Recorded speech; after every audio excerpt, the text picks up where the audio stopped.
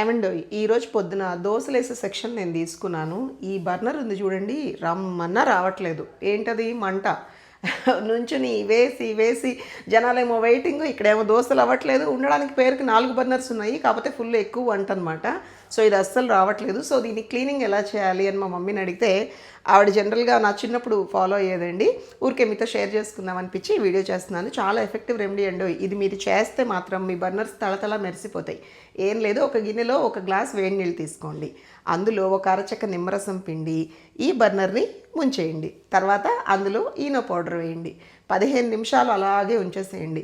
తర్వాత 15 మినిట్స్ తర్వాత బర్నర్ బయటకు తీసి ఒక చిన్ని వాడని టూత్ బ్రష్ తోటి మంచి విమ్ సబ్బు కానీ ఏదైనా విమ్ లిక్విడ్ కానీ వేసుకుని బాగా రుద్ది కడగండి.